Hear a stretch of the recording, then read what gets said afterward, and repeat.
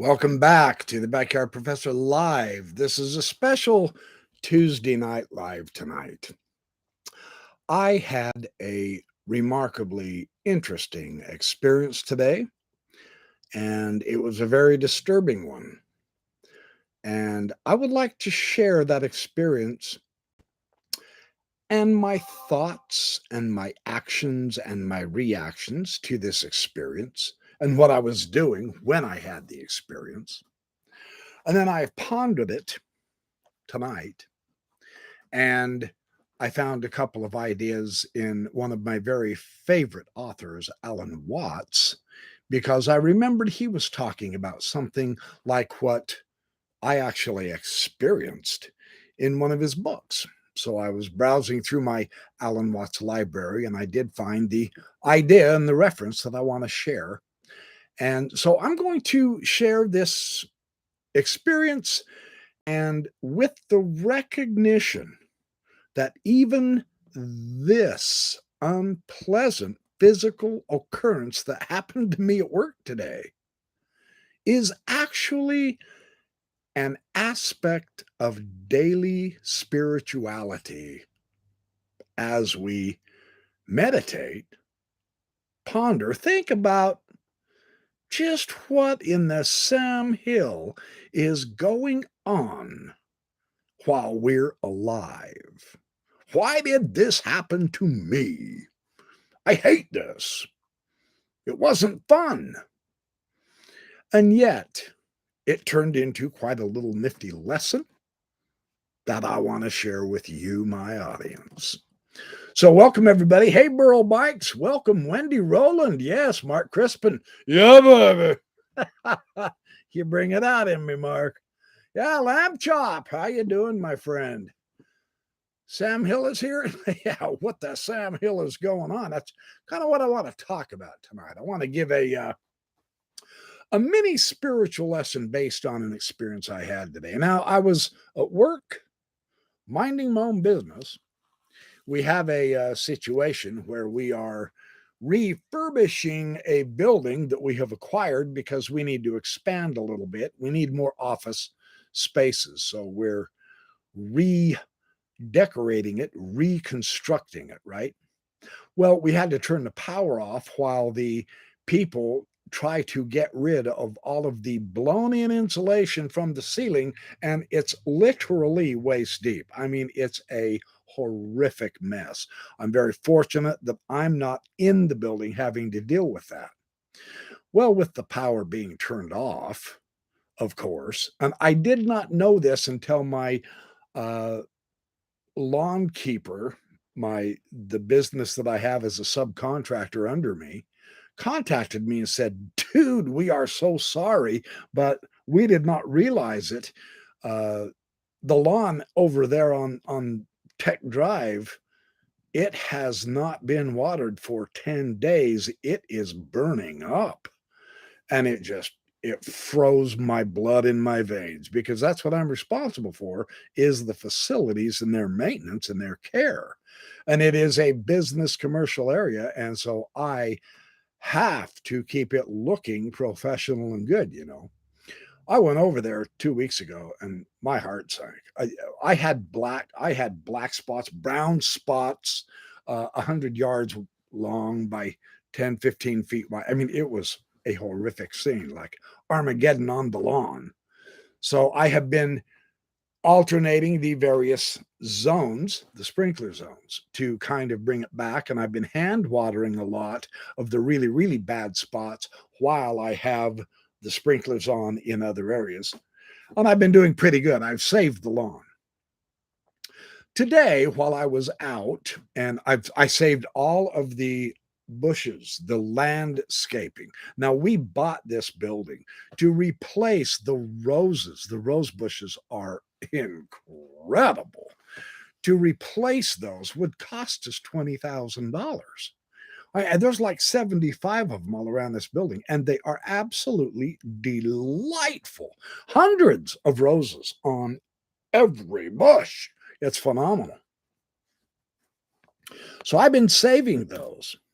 Well, today, while I was out watering, had the back zone on, And I was spraying the lawn, and I love to do that because I can think, I can wonder, well, how about that cloud up there in the sky? Look at that cloud dancing because there's always movement. And in such a hot day like today, it was 92, something like that, very warm. The clouds just move. It's awesome. You can see where the wind is coming from. And I love the colors and shapes. I used to oil paint, I do watercolor paint also. And that gets your eye to notice clouds better than not. So I was enjoying this incredible summer scene while I was trying to save the burning up star stuff with the liquid star stuff, that miracle of miracles, water. And I was taking a drink every now and then, soaking my head, keeping cool, watering, and all of a sudden I feel this very hot, sharp pain on my arm. And of course, it was a bee. Now, I wasn't doing anything to that bee. That bee landed on my arm, and before I could swoosh it off, it stung me good. And then I swooshed it off, and it just burned, and it hurt. And I thought, and I was still watering. I thought, gosh, dang it, today. So I put the hose on my arm to cool it off. Oh, that was nice. Water cools that bee sting. And then I got back to watering the lawn. And my arm, that bee sting, it just forced me to pay attention to it because of that sharp, hot pain. And it was spreading on my arm, and the welt grew. And I'm going, man. So I water my arm again. Whew, that's a little better. I can feel it still, painful somewhat, but much, much better when I put the water on it. And then I had to keep watering the yard. And within just a few seconds, that sharp, hot pain in my forearm again. Well, this happened for like 15, 20 minutes. I must have put that hose on that bee sting for 15, 20 minutes, at least 25, 30 times. And I got thinking about that. The fire of that bee sting caused severe pain. Yet the water, the cool water, took that pain away temporarily for a few minutes. And then when I went ahead and put that water on the lawn that the hot sun had burned up because it lacked water, I could feel that bee sting again. And so I rubbed it. That didn't help, of course. You don't rub bee stings. I was out there on the job, so I didn't have access to any kind of an ointment or whatever to put on my bee sting. So I just kept applying the water and then going back to watering. The ancients had this concept of polarities. They also had this concept of the four elementary elements. Now, this is poo pooed. This is almost mocked in today's sophisticated intellectual world. And yet, as I was playing in and playing with these four elements, I began to think it through. The sun was extremely hot, so I was standing in the shade of one of the trees while I was watering the burned lawn. And it was hot, and my breath had quickened. I was sweating because of that bee sting. I kept feeling its burn, and then I kept cooling it off with the water. The sun can kill, and yet without it, there's no life. Water can kill, but without it, there's no life. Air can kill, or even the absence of it, but without it, but with it, we have life. And earth can kill, and yet without it, we have no life. And these four elements, this is so remarkable. When I was just kind of sitting there trying to think hard to ignore the pain of that bee sting that Mother Nature so beautifully gave me. And yeah, I know, dude, you're sounding like a nut job. No, I wouldn't trade that experience now because of where it led me in my mind. That wonderful experience of that very painful, hot bee sting got me thinking about how am I going to solve this problem because it really hurt with the cool water. And I had hot and cold opposites. I had liquid solid. I was utilizing earth, air, water, fire all at once. Every one of those elements are necessary to life as they dance among themselves in their vibrations. Everything vibrates. There's no such thing as rest. There is nothing in nature that is still. All of it is vibration. This is one of the very interesting philosophical points from antiquity that we don't seem to even stop and think about anymore. But it is deeply profound. So I found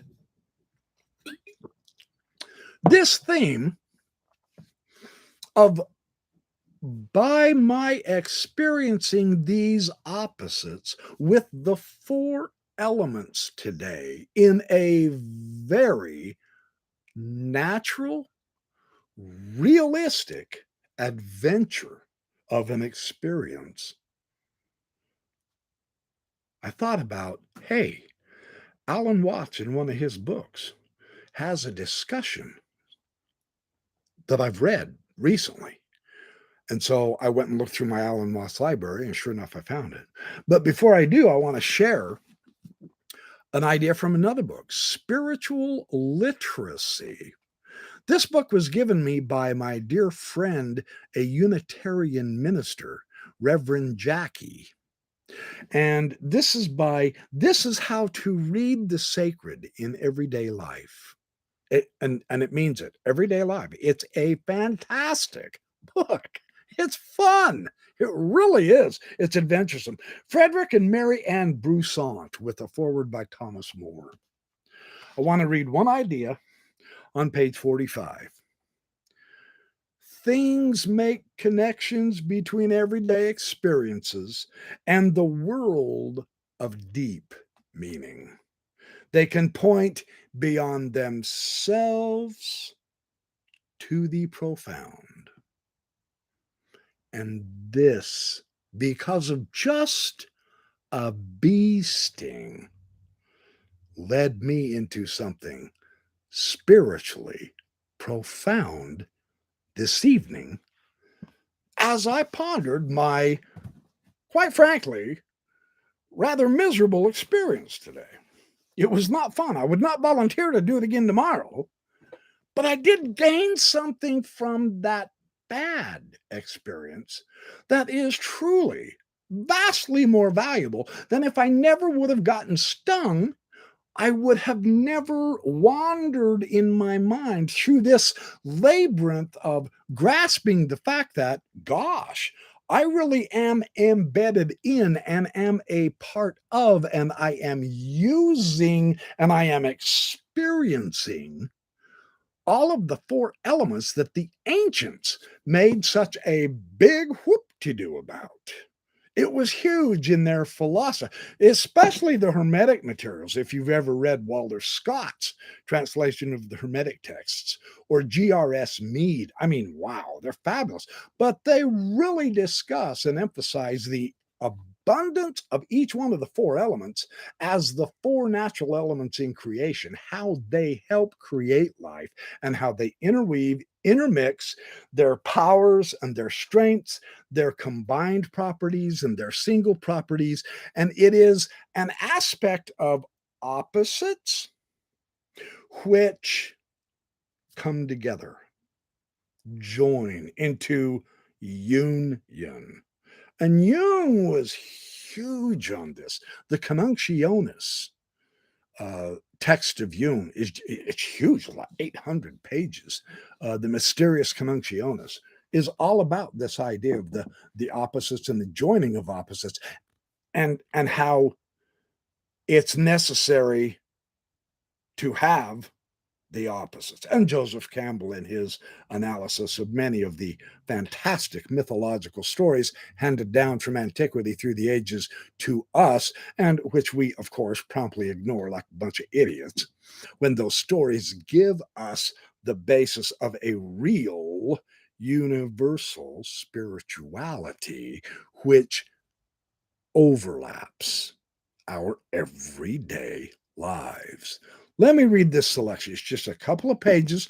It's in Alan Watts, The Two Hands of God. You can see I've taped the binding, the back, because I've read this so many times. I've broken the book completely apart and I've had to retape almost every page in it. But I did find the thought that I remember reading, and it is about the primordial pair. Pair, not Pear. Although it would be interesting, wouldn't it? I wonder when and where the primordial pair, Pear, the fruit, began. That might be kind of fun to figure out, wouldn't it? Good luck with that. No, this is about the primordial pair, duo, Pair. Well, what exactly is polarity? It is something much more than simply duality or opposition. For to say that opposites are polar is to say much more than that they are far apart. It is to say that they are related and joined. Interesting. That they are the terms, the ends or extremities of a single whole. WHOLE. Polar opposites are therefore inseparable opposites, like the poles of the earth or of a magnet, or the ends of a stick, or the faces of a coin. Though what lies between the poles is more substantial than the poles themselves, since they are the abstract terms rather than the concrete body. Nevertheless, man thinks in terms and therefore divides in thought what is undivided in nature. To think is to categorize, to sort experience into classes and intellectual pigeonholes. It is thus that, from the standpoint of thought, the all important question is ever, is it this or is it that? Is the experience inside this class or is it outside? By answering such questions, we describe and explain our world. We make it explicit, but implicitly in nature herself, there are no classes. Well, we drop these intellectual nets and boxes upon the world as we weave the imaginary lines of latitude and longitude upon the face of the earth and the likewise imaginary firmament of the stars. It is thus the imaginary, it is the abstract and the conceptual character of these divisions, which renders them polar. The importance of a box for thought is that the inside is different from its outside. But in nature, the walls of a box are what the inside and the outside have in common. It is thus that when anyone draws attention to the implicit unity of polar opposites, we feel something of a shock. For the foundations of thought are shaken by the suspicion that our experiences and our values, which we had believed to be contrary and distinct, are, after all, aspects of the same thing. The heat and pain from my bee sting, and me utilizing the cool of the water to cool it off and take away the pain. That is what brought this to mind. At the dawn of sophisticated thought in both China and the West, this ever bewildering unity of opposites was pointed out by two almost mythical sages, Heraclitus. Now, Heraclitus lived in Greece about 500 BC, and Lao Tzu, supposedly a contemporary of Confucius, and he lived about 479 BC. He actually died in 479 BC, though probably living a century or more later. So, in the fragments of Heraclitus, writing that have come down to us are a set of aphorisms, which, if the polarity of opposites is overlooked, seem to be shocking paradoxes. And this is very fun to read.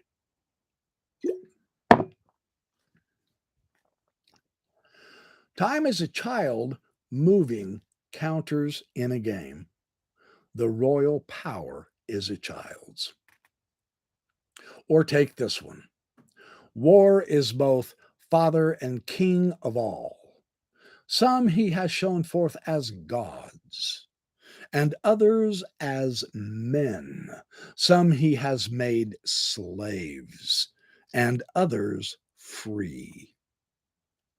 Or this one.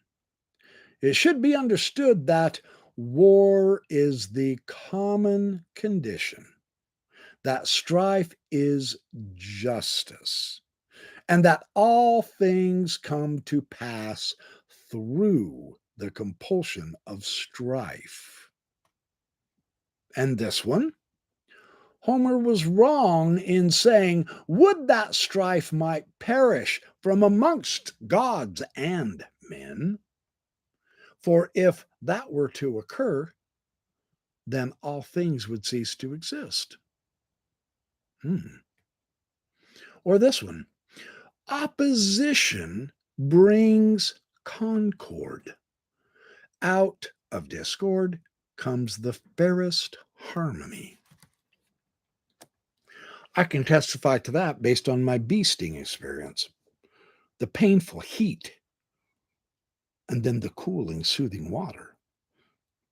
Took me about a half an hour to get rid of it through those opposites of temperature and actually opposites of element. And yet now, tonight, the pain is gone, the welt is gone.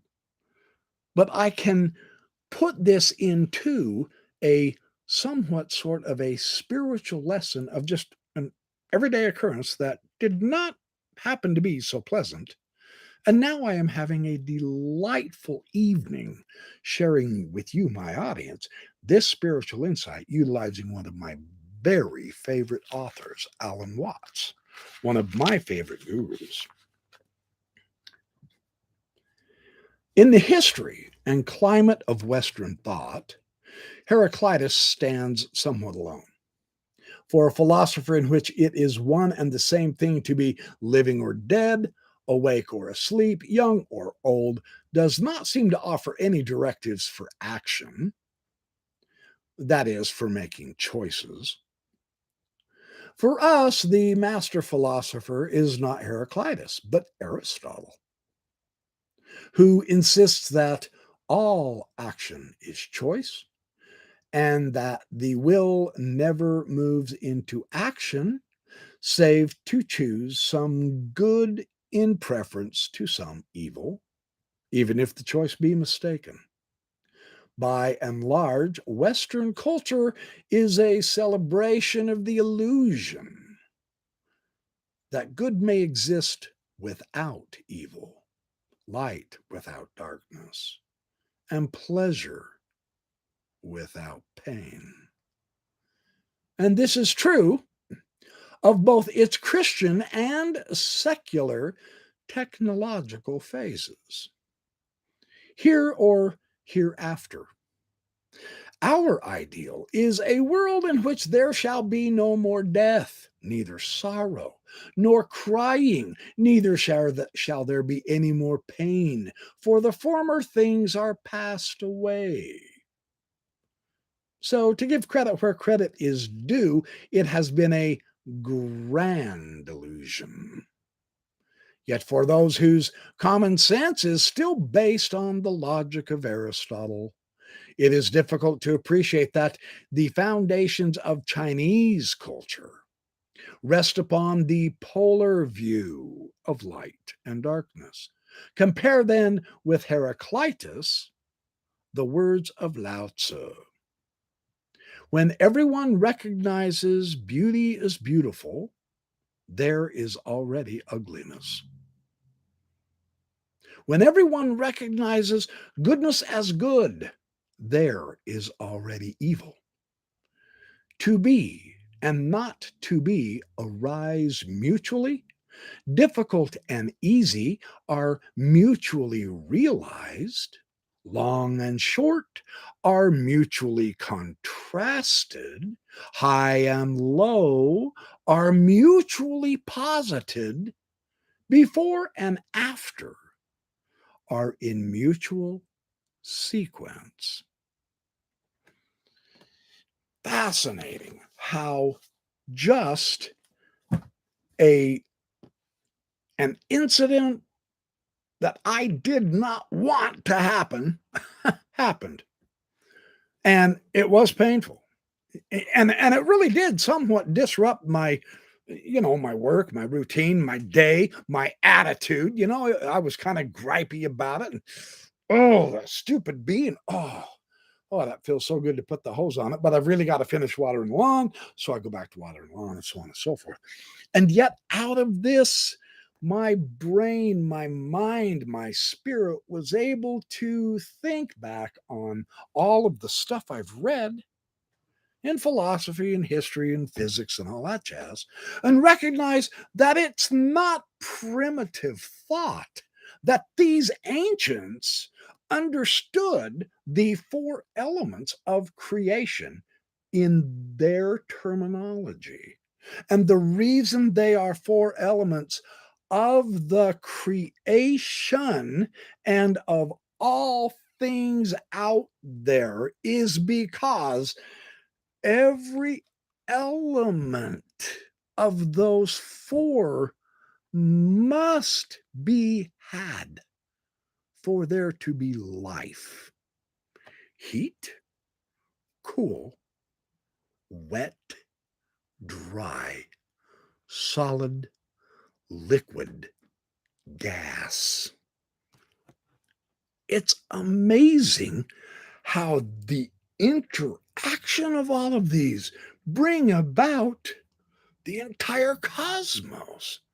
And that's what I ended up thinking about from a ridiculous, silly bee sting, and about the importance of opposites, which produce a reality of our experience that whether it is physical, whether it is intellectual, whether it is spiritual, I have enjoyed this experience today.